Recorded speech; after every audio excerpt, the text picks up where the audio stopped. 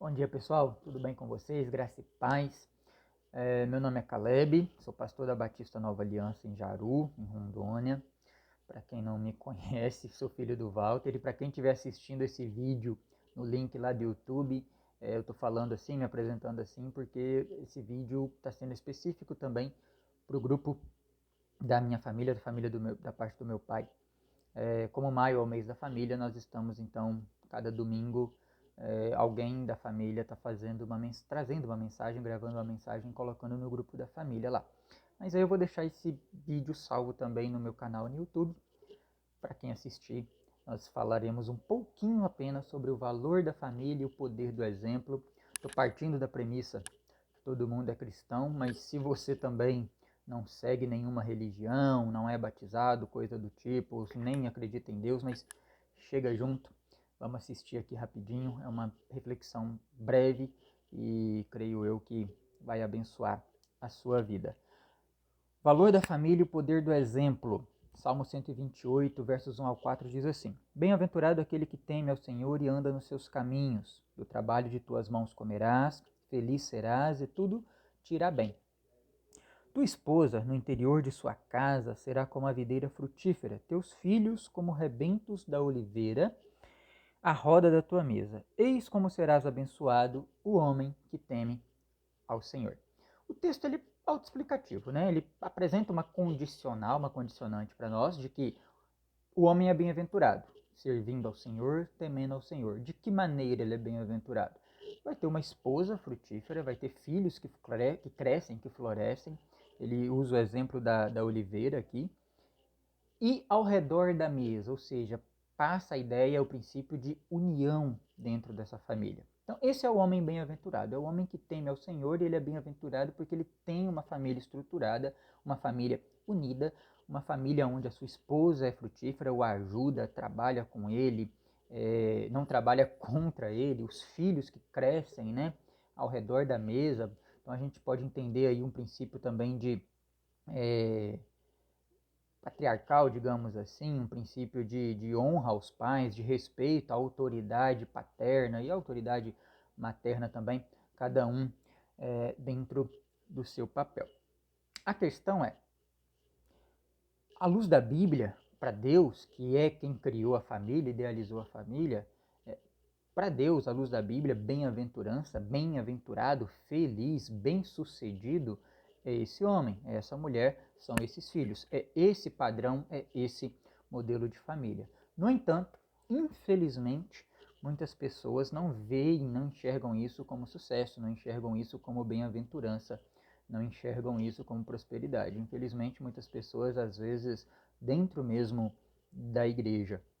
Mas nós vemos aqui à luz da Bíblia que, sim, bem-aventurado é aquela pessoa que tem uma família que serve ao Senhor, uma família que é unida, uma esposa que trabalha junto com o marido, que ajuda o marido, que é auxiliadora do marido, mas ao mesmo tempo também um marido que é o provedor dessa casa, que não só financeiramente, mas também, sobretudo, espiritualmente.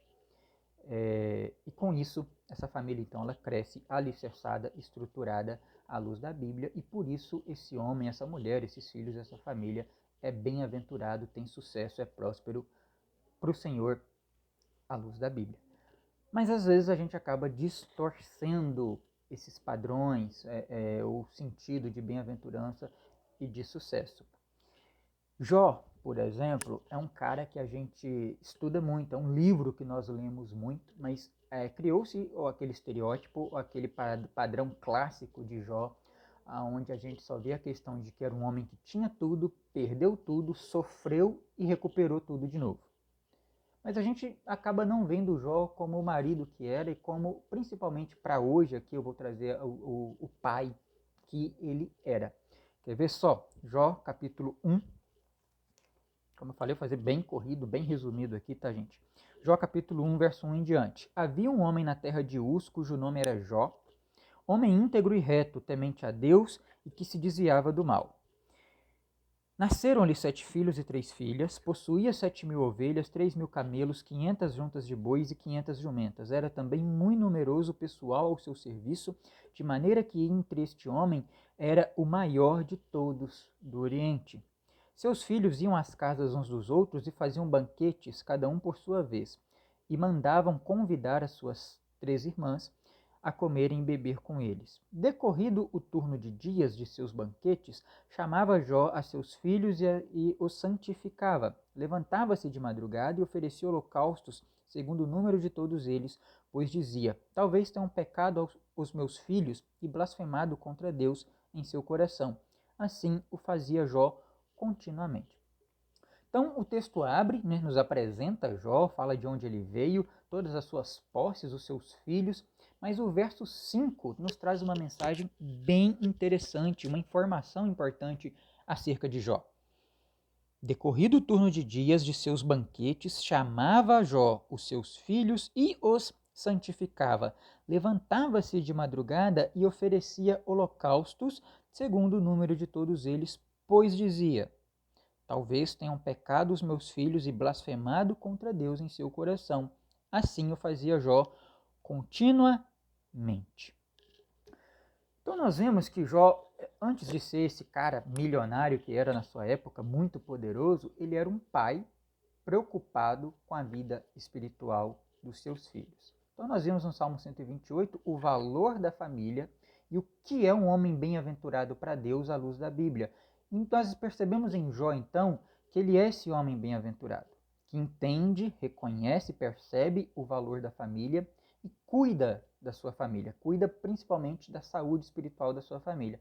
Com certeza Jó ensinava seus filhos, os homens, né, pelo contexto da época, ensinava eles a como administrar todos esses posses, esses bens, mas é interessante que ao passar do ciclo das festas, Jó os chamava e os santificava. Então Jó não simplesmente fazia um holocausto para os seus filhos, mas ele chamava seus filhos, conversava, orientava, aconselhava, orava, pregava, não sei exatamente como é que ele fazia, mas provavelmente alguma coisa mais ou menos nesse sentido. E depois disso, depois dessa reunião com seus filhos, é que ele então oferecia os holocaustos, porque talvez eles tivessem pecado, blasfemado contra Deus. Então nós vemos que Jó lhe ensinava pelo exemplo. Jó entendia o valor da família e também sabia o valor do exemplo e sabia da importância da vida espiritual, ou do valor da vida espiritual para todos nós. E ele então cuidava, zelava muito disso com relação aos seus filhos. Um exemplo de pai. Agora eu vou falar um exemplo de avó e mãe também, para a gente concluir, porque é um resumo do resumo a mensagem aqui. Timóteo, 2 Timóteo, capítulo 1, verso 3 em diante. Dou graças a Deus, a quem desde os meus antepassados sirvo com consciência pura, porque sem cessar me lembro de ti nas minhas orações noite e dia. Lembrado das tuas lágrimas, estou ansioso por ver-te, para que eu transborde de alegria. Paulo falando para Timóteo, né? Escrevendo para ele. Pela recordação que guardo da tua fé sem fingimento, a mesma que primeiramente habitou em tua avó Lóide e em sua mãe Eunice, e estou certo de que também em ti. Então, Paulo escrevendo essa segunda carta para Timóteo, uma carta já até de cunho mais pessoal, né, de meio que de pai para filho na fé, Paulo reconhece todo o esforço de Timóteo, a fé de Timóteo, mas ele traz a lembrança também. Ó. Eu sei que assim como sua avó e sua mãe, você também tem uma fé sem fingimento. Então a gente conclui que tanto a avó quanto a mãe de Timóteo tiveram um papel fundamental na vida espiritual de Timóteo, no exemplo que elas deram para Timóteo de temor a Deus, relacionamento com Deus, oração, fé e tudo mais. E quebrando até um certo estereótipo, né, que a gente tem um certo estereótipo mesmo, um certo preconceito assim, às vezes com algum filho que é criado pela mãe, pela avó. É óbvio que a figura paterna é extremamente importante, assim como a figura materna é extremamente importante, um não anula e não exclui o outro, mas infelizmente A realidade é essa. Algumas pessoas crescem sem mãe, algumas pessoas crescem sem pai, algumas pessoas crescem sem os dois, algumas pessoas crescem com os dois, que esse é que seria o ideal. A questão é, seja você o pai de alguém aonde você cria o seu filho com a sua esposa, com a mãe do seu filho, ou seja você a mãe que cria seu filho sem a presença do marido, sem a presença do pai, seja você uma avó que cria o neto, por seja lá o motivo que for, ou seja pai e mãe, né, nesse modelo ideal, esperado, que cria os filhos, o exemplo não é a melhor maneira de ensinar os filhos. O exemplo é a única maneira de ensinar os filhos. Dizem que uma das batalhas que Napoleão Bonaparte travou durante o seu império, uh, alguns dos comandantes tentaram de todo jeito persuadir Napoleão para que ele não fosse para a guerra, para que ele não fosse para a batalha, para que ele ficasse lá no forte, né, protegido. E depois de muito insistirem com ele, diz a história que Napoleão falou assim: é muito mais fácil puxar as pessoas do que empurrar as pessoas. É muito mais fácil liderar pelo exemplo, ensinar pelo exemplo, do que apenas com palavras. O que eu estou querendo dizer com isso? Infelizmente, muitos pais querem que os filhos vão para a igreja, mandam os seus filhos para a igreja, empurram os filhos para a igreja, mas não puxam, não trazem os filhos para a igreja, não dão um exemplo indo ao culto e levando os filhos ao culto. Outra coisa muito simples, muitos pais querem que os filhos os honrem, os obedeçam, orem, estudem a Bíblia, sejam exemplos de cristão, exemplo de cidadão, exemplo de pessoa, mas infelizmente o pai e a mãe não dão esse exemplo dentro de casa. A criança cresce sem ver os pais estudar a Bíblia, cresce sem ver os pais orando, cresce sem ver os pais indo para a igreja. Provavelmente, quando se tornar um adulto, também essa criança, quando se tornar um adulto, vai parar de fazer essas coisas. A menos que realmente o Espírito Santo de Deus toque no coração dela, e isso é possível, óbvio, mas as chances são mais remotas, são menores, porque o exemplo que ela teve não foi esse dentro de casa, né? Tem uma historinha que diz que um pastor, ele fez todo um sermão sobre testemunha do crente, conduta cristã e tudo mais. E ele escreveu o esboço dele e aí ele foi pregar para a esposa para que ela visse e avaliasse o sermão dele. Então ele fez aquela pregação linda, maravilhosa, a esposa falou: parabéns, é isso mesmo, está muito bom, é só pregar. E aí o filho mais novo estava assistindo, né, o pai pregando para sua mãe, passando ali o esboço. E aí o filho diz assim: papai, eu acho que eu nunca conheci um cristão de verdade.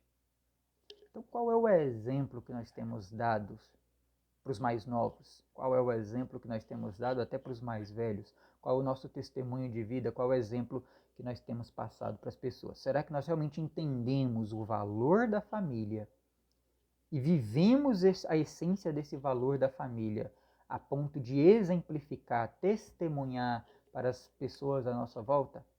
Filhos, primos, irmãos, tios, amigos. Porque o exemplo não é a melhor maneira de ensinar, o exemplo é a única maneira de ensinar.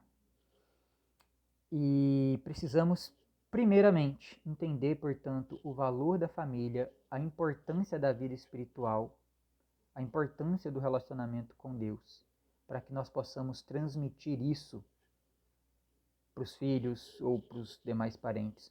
Como eu falei, hoje em dia eu vejo muito os pais muito preocupados com que seus filhos estudem, se formem, trabalhem, ganhem dinheiro, sejam bem-sucedidos, e não tem pecado nenhum nisso. Infelizmente criou-se também um extremo, né, um estereótipo. Tem a teologia da prosperidade, mas também tem a teologia da pobreza, onde muitos cristãos têm orgulho de ser pobre e acham que riqueza é pecado e que dinheiro é amaldiçoado, e não é. Dinheiro é bênção, prosperidade é algo bíblico. Não a teologia da prosperidade, mas a prosperidade que não domina o seu coração, que não é dona de você, né? O dinheiro é um bom servo e um péssimo patrão. Mas eu vejo as pessoas muito preocupadas com que seus filhos se formem em algo. E infelizmente eu não vejo muitas pessoas preocupadas com que seus filhos desenvolvam uma vida espiritual saudável na mesma proporção. Isso tem sido um grande problema, porque a igreja sozinha não vai dar conta de educar, de ensinar, de exemplificar para as crianças o valor do evangelho, a importância de se relacionar com Deus, a autoridade de Deus, a autoridade da Bíblia, a soberania divina sobre nossas vidas, aonde não é aquilo, eu não faço aquilo que eu quero, mas aquilo que a Bíblia me mostra que é o correto, dirigido pelo Espírito Santo de Deus. Coisas assim, quando uma criança aprende vendo o exemplo da vida dos pais, dos avós, dos tios, dos primos mais velhos, dos irmãos mais velhos, essa criança ela consegue incutir isso no coração dela de uma maneira muito mais profunda, que quando vinha a crescer, ela não se desvia nem para a direita, nem para a esquerda, mas continua andando nos caminhos do Senhor. Então, resumindo o resumo, entendam o valor da família. Bem-aventurado não é aquele que ganha mais, bem-aventurado não é aquele que tem um emprego melhor, bem-aventurado não é aquele que viaja mais, bem-aventurado não é aquele que tem mais estudos, mais cursos, mais faculdades. Bem-aventurado é aquele que teme ao Senhor, anda no caminho do Senhor e, com isso, tem uma família unida, estruturada, uma esposa frutífera, filhos que florescem, que crescem como rebentos da oliveira à roda da sua mesa. E quando esse homem bem-aventurado entende o valor da família, ele então dá o exemplo. Vai querer que o seu filho estude? Óbvio. Vai querer que o seu filho trabalhe, prospere? Óbvio.